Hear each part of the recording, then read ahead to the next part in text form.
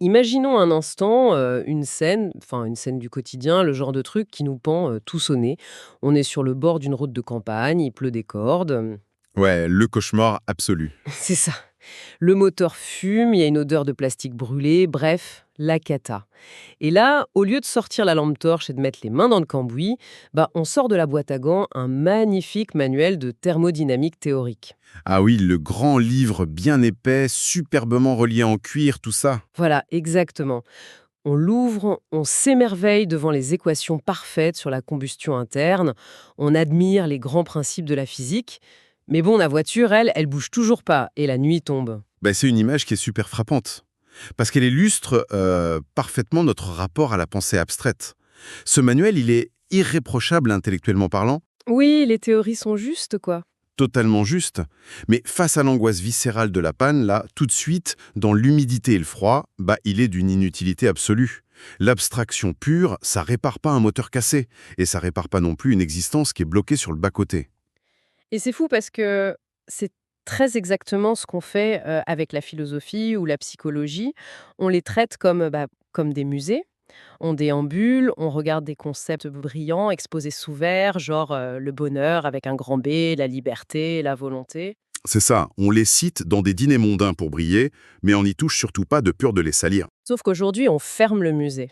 Pour notre exploration du jour, cette grande plongée au cœur de sources vraiment passionnantes qui mêlent philosophie pratique contemporaine, psychologie clinique et même des neurosciences, la mission est super claire. On ouvre l'atelier. J'adore le programme. On va salir les mains. C'est le but. On va démonter le moteur de nos propres fonctionnements. L'objectif, pour quiconque en a marre des injonctions un peu toxiques au développement personnel, c'est de comprendre concrètement pourquoi on répète tout le temps les mêmes erreurs. Et surtout, comment trouver une force réelle quand le réel nous résiste.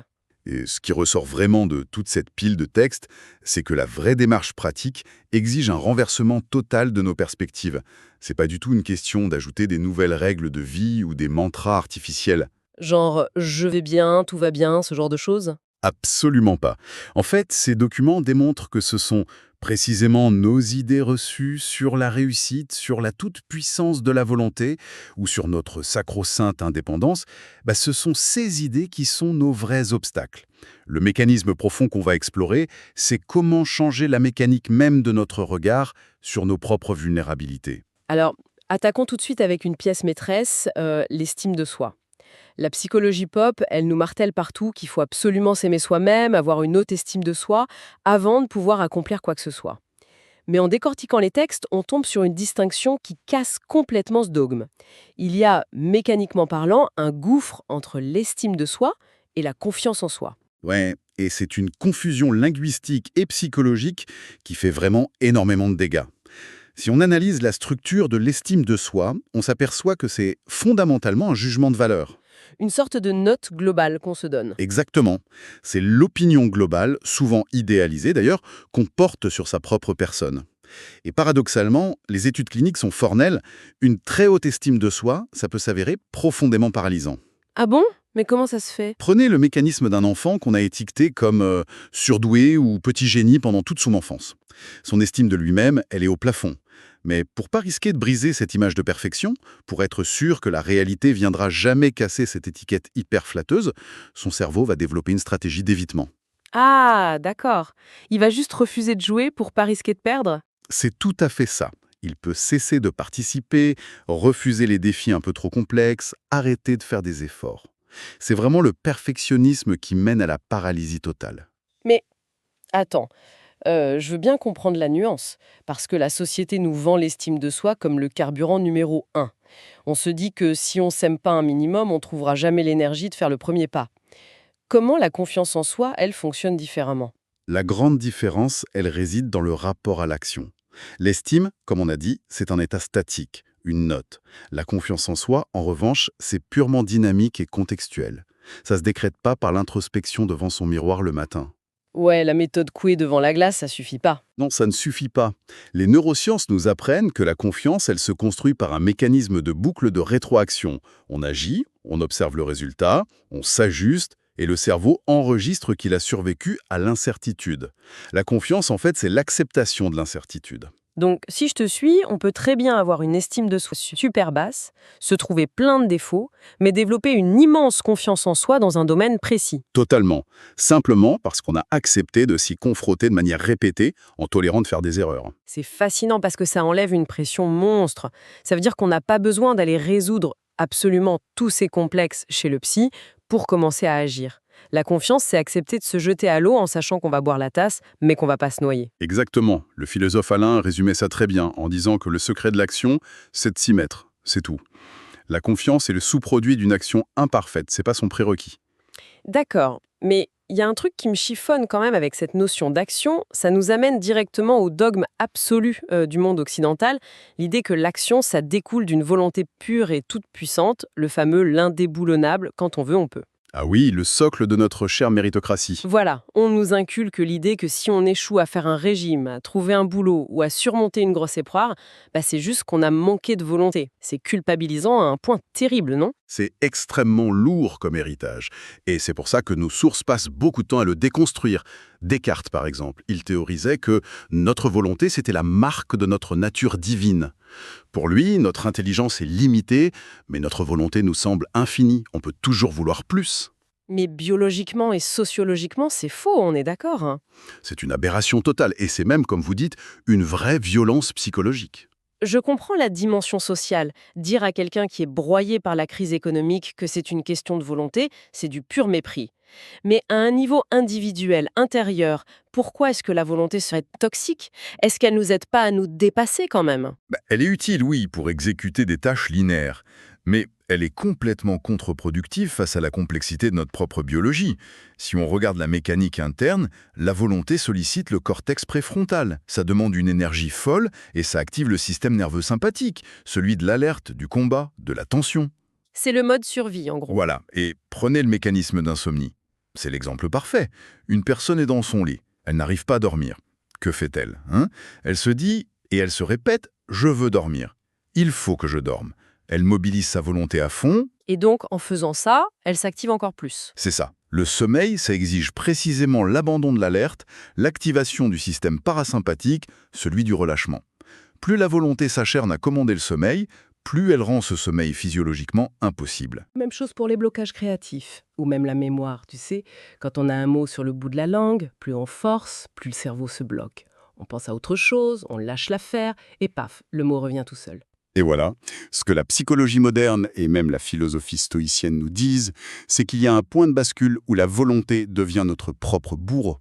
Tout l'art de vivre, c'est de savoir quand utiliser l'effort et quand comprendre qu'il faut un lâcher-prise fondamental. Ce lâcher-prise et modifie aussi radicalement la façon dont on prend nos décisions, non? Parce que dans nos lectures, ils insistent sur une distinction hyper subtile mais capitale entre faire un choix et prendre une décision. À première vue, on se dit que c'est des synonymes. Ouais, on les utilise de manière interchangeable tous les jours. Mais mécaniquement, c'est très différent. Le choix, c'est de l'ordre de l'algorithme. C'est le fameux tableau Excel avec la colonne des avantages et des inconvénients, c'est ça C'est tout à fait ça. Le choix appartient au rationnel, au savoir. On choisit parce que l'on sait. On compare objectivement deux options et on prend la meilleure. Le cerveau fait son calcul. Mais que se passe-t-il quand le tableau Excel ne donne pas de vainqueur clair? Quand toutes les options se valent ou qu'on n'a pas les infos. Voilà. Quand on fait face à une situation où l'incertitude est totale, où les conséquences sont impossibles à prévoir, là, l'algorithme y s'arrête. Il plante. Et c'est là qu'intervient la véritable décision. Donc décider, en fait, c'est pas un calcul du tout, c'est un saut dans le vide. On décide non pas parce qu'on sait, mais précisément parce qu'on ne sait pas. C'est l'essence même du courage philosophique. Décider, c'est agir dans l'opacité. C'est combler l'absence de certitude rationnelle par la force de son propre engagement. Une machine, une intelligence artificielle, ça peut faire un choix, mais seul un être humain, avec sa part de vulnérabilité et de courage, peut prendre une décision. Parce que ça implique d'assumer la responsabilité d'un truc inconnu. C'est vachement libérateur de voir ça comme ça. Ça déculpabilise nos longues hésitations. Mais bon, restons pragmatiques 2 secondes. Si on lâche le perfectionnisme, qu'on arrête de tout vouloir contrôler et qu'on décide dans l'incertitude la plus totale mathématiquement, on va finir par se planter. L'échec devient inévitable. Ah oui, c'est garanti sur facture. Et là, on tape en plein dans un autre dogme moderne, la positivité toxique autour de l'échec. La Silicon Valley, les coachs sur LinkedIn, tout le monde nous hurle que l'échec est un cadeau, qu'il faut célébrer ses erreurs. Mais honnêtement, échouer, ça fait juste mal, c'est tout. Et vous avez tout à fait raison. D'ailleurs, c'est un point sur lequel les essais philosophiques du corpus sont très très sévères. Cette injonction à fêter l'échec, c'est une forme de déni toxique. Un échec cuisant, ça provoque de la souffrance, ça provoque de la honte, une perte d'énergie, d'argent parfois. Refuser cette réalité, c'est s'interdire de la comprendre. Faut pas se voiler la face, quoi. Mais alors, à quelles conditions un échec peut être utile ou vertueux? Il y a des conditions mécaniques très précises. La première, on vient de le dire, c'est de refuser le déni. Regarder la réalité en face et dire oui, j'ai perdu, ça fait mal.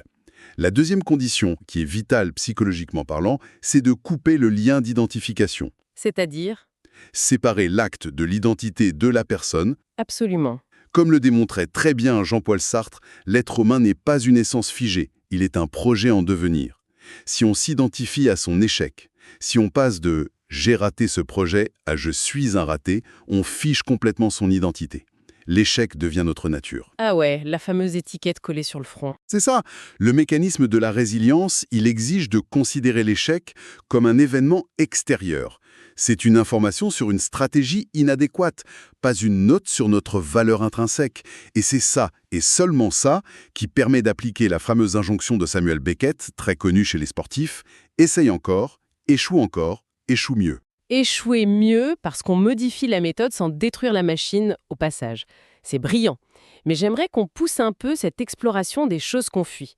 On fuit l'échec, on fuit la douleur, mais il y a un autre ennemi juré dans notre culture de l'excitation permanente, c'est la routine. Ah, la fameuse routine. Bah oui, on la considère comme le degré zéro de l'existence, la mort de la passion, la mort du désir. Tout le monde veut une vie d'aventure et on est tous terrifiés par l'ennui. Et pourtant, si on examine sérieusement la mécanique de la créativité et de l'excellence, cette haine de la routine est un contresens tragique. Prenons un concept très simple, la charge cognitive. Notre cerveau a une capacité d'attention qui est limitée. Si chaque geste quotidien demande une réflexion consciente, le cerveau s'épuise instantanément. C'est pour ça que les habitudes sont confortables. Exactement. Pourquoi un virtuose du violon passe-t-il des milliers d'heures à faire des gammes routinières ultra répétitives? Pour que ses doigts bougent tout seuls. Voilà. Il automatise le mouvement. En confiant ses gestes très techniques au cortex moteur, par la force de la routine, il libère entièrement son cortex préfrontal, qui est, on le rappelle, le siège de la créativité et de l'émotion. Sans l'ancrage hyper profond de la routine, il n'y a tout simplement pas d'espace mental disponible pour l'improvisation et pour le génie. Donc, la routine n'est pas l'opposé de la nouveauté, c'est carrément son terreau. C'est son terreau indispensable. En fuyant la routine à tout prix, on s'épuise dans une espèce d'agitation de surface. On cherche des étincelles constantes au lieu de construire un feu durable. C'est un changement de paradigme complet. Et je présume que cette logique d'évitement, elle s'applique aussi aux émotions désagréables qu'on essaie de fuir, genre la colère, la tristesse, tout ce qu'on veut pas ressentir. Les mécanismes psychologiques sont formels sur ce point-là. C'est ce qu'on appelle l'effet rebond ou le coup de l'évitement. Si on s'interdit de ressentir une émotion négative, on crée une injonction paradoxale. C'est la vieille blague psychologique, ne pensez surtout pas à un éléphant rose. Ouais, et évidemment, on a un éléphant rose géant dans la tête la seconde d'après, parce qu'on est obligé d'y penser pour vérifier qu'on n'y pense pas. C'est exactement ça. Refouler activement une angoisse garantit qu'elle occupe l'espace de travail en arrière-plan de manière permanente. Accueillir une émotion négative, la laisser nous traverser sans lutter contre elle, c'est paradoxalement le seul moyen mécanique pour que le cerveau finisse par la traiter, la dissiper. On en revient toujours à cette idée d'accepter ce qui nous constitue. Nos failles, nos émotions, nos routines. Ce qui m'amène d'ailleurs à un autre concept central des sources du jour. Et ça touche à la manière dont on se connecte aux autres, au monde. C'est le fantasme absolu de l'indépendance totale. Ah, le mythe du self-made man. Voilà, celui qui ne doit rien à personne. J'utilise souvent une métaphore quand on parle de ça, c'est l'image d'un astronaute dont le cordon de sécurité vient de se rompre lors d'une sortie spatiale. Il flotte, tout seul, dans le vide interstellaire. Est-il libre ? Dans certains points de vue, bah oui, il a plus de patron, plus de gravité, plus de contraintes, plus personne pour le juger. Mais dans les faits, il est mort. Il est condamné, oui. Il est totalement impuissant, incapable d'agir sur son environnement, et ses réserves d'oxygène diminuent à chaque seconde. L'indépendance pure, c'est le vide sidéral. Cette métaphore spatiale, elle est excellente parce qu'elle illustre la différence fondamentale entre deux concepts qu'on passe notre temps à confondre, l'indépendance et l'autonomie. C'est pas la même chose. Pas du tout. L'indépendance, définie de manière négative, c'est simplement l'absence de contraintes et de liens. C'est l'illusion d'une existence qui pourrait se suffire à elle-même, l'astronaute coupé de son vaisseau. Mais la biologie évolutive, tout comme la philosophie, démontre que la nature humaine est intrinsèquement relationnelle. On a besoin de la meute pour survivre. Absolument. On a besoin des autres pour réguler notre système nerveux, pour apprendre à parler, pour exister socialement. Mais alors, si on est fondamentalement dépendant des autres, comment l'autonomie se distingue-t-elle de ça? Comment on peut être libre en étant dépendant? Eh bien, l'autonomie, au sens où l'entendaient des penseurs comme Kant ou Rousseau, c'est une capacité positive.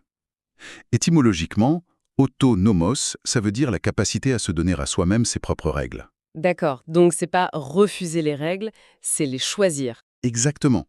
C'est comprendre l'écosystème de dépendance dans lequel on vit, la dépendance affective, économique, la société, et, à l'intérieur de ce réseau vital, développer la capacité d'exercer son propre jugement critique. On ne nie pas la gravité qui nous maintient au sol, on apprend à marcher avec elle. L'autonomie, c'est la liberté qui s'exerce, non pas contre le lien aux autres, mais à l'intérieur de ce lien. Et cette dépendance aux autres, elle est particulièrement frappante quand nos textes abordent la question de la pensée elle-même. Ils s'attaquent à une idée reçue super tenace, l'idée qu'on devrait avoir une pensée claire et nette dans la tête avant d'ouvrir la bouche. Le fameux conseil des grands-parents. C'est ça. Il faut tourner 7 fois sa langue dans sa bouche avant de parler. Ça implique que la pensée, ça serait une sorte de petite entité parfaite, préexistante, qu'il suffirait ensuite d'emballer proprement dans des mots. Et c'est une erreur de compréhension majeure de notre architecture cognitive. Le philosophe Hegel l'expliquait très bien, la pensée n'existe pas en dehors du langage. Avant les mots, ce qu'on appelle la pensée, c'est juste un état neurologique informe, une intuition floue. Un brouillard émotionnel, quoi. C'est exactement ça. Ce n'est que par la friction du langage, par l'effort de traduction de cette nébuleuse en mots successifs, que la pensée prend forme. Et ce processus, il nécessite presque toujours l'autre. Mais là, je dois faire l'avocate du diable une seconde. Si on pense en parlant au fur et à mesure, est-ce que c'est pas la porte ouverte au grand n'importe quoi? On risque de réagir sous le coup de l'impulsion sans aucun filtre, non? Alors, il y a une différence vitale entre la réaction impulsive, qui est juste un réflexe de survie archaïque, et l'élaboration de la pensée à voix haute, qui est une véritable exploration. Ce que démontrent ces textes, c'est que l'audace de formuler une phrase imparfaite devant quelqu'un d'autre, c'est le moteur même de l'intelligence. Parce qu'on voit sa réaction. Exactement. Quand on expose une idée un peu bancale, l'autre réagit. Il fronce les sourcils, il soulève une contradiction, et ce retour immédiat nous force à affiner notre concept en temps réel. C'est ni plus ni moins la méthode de Socrate, la maïeutique, l'art de faire accoucher les esprits. Socrate ne donnait pas les réponses, il forçait ses interlocuteurs à parler. Pour que, dans l'imperfection de leur discours, leurs pensées finissent par se structurer. C'est passionnant. On a vraiment un besoin vital de l'altérité pour savoir ce qu'on pense nous-mêmes.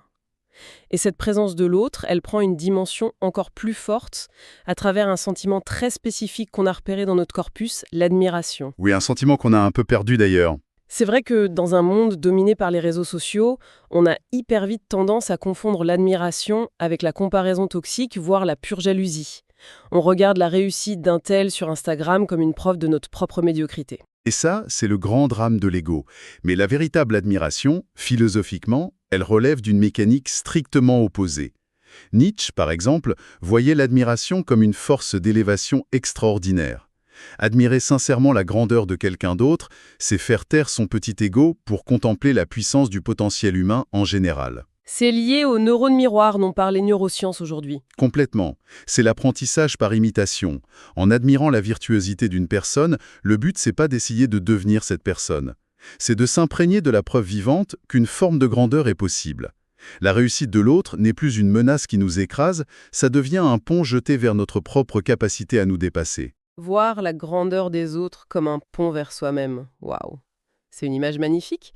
Bon, si on prend un peu de hauteur maintenant, histoire de rassembler toutes les pièces de ce moteur complexe qu'on a démonté aujourd'hui. Qu'est-ce qui émerge de toutes ces analyses? C'est la grande question de synthèse, oui.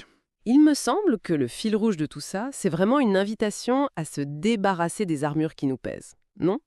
Arrêter de croire qu'il faut une estime de soi parfaite avant d'agir, abandonner le fantasme du contrôle total par la volonté, accepter nos échecs pas comme des faits ridicules, mais comme de simples données de réglage.